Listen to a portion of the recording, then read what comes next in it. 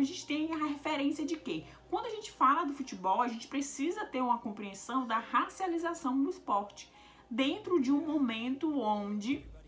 eu tenho as marcações da elite branca, a partir de um contexto que eu tenho as modificações e a constituição das habilidades das crianças na periferia. E a gente começa a perceber dentro do olhar da sociologia do esporte, ou quando a gente especifica ainda mais a sociologia do futebol, a gente começa a entender como que essas estratégias de socialização, de como o esporte como ferramenta, seria fundamental para modificar a realidade desses sujeitos que estão na periferia. A prática esportiva de lazer é um elemento constituído e estabelecido na nossa Constituição Federal de 1988. Nós temos o direito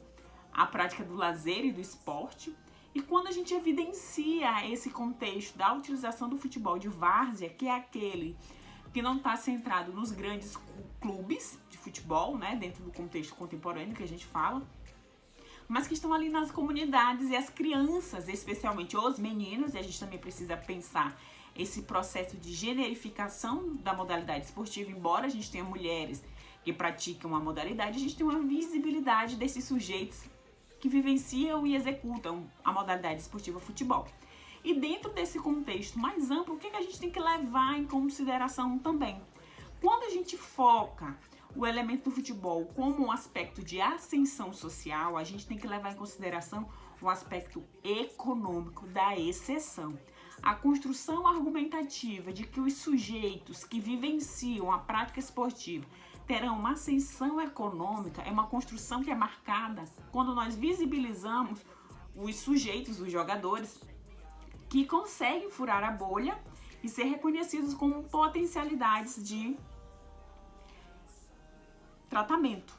de desempenho dentro desse contexto mais amplo. E aí, quando nós focamos que são apenas exceções, a gente deixa à margem aquela massa e aqueles sujeitos que são vulnerabilizados pela prática esportiva. Nunca se falou tanto da utilização, né, de empresários e olheiros que se utilizam daquele jovem que tem talento na modalidade esportiva, como levá-lo ele para outras situações em outro estado, por exemplo, para vivenciar essa movimentação, né, que são as escolinhas de base. As escolinhas de futebol, elas entram na periferia, dentro de um contexto mais amplo, como uma forma de estabelecer que aquela criança, aquele tempo ocioso, eu irei distribuir a ação daquela criança para que ela não seja cooptada, por exemplo, pela violência, pelo tráfico, que é algo que está presente de uma maneira mais intensa e intensificada nas periferias.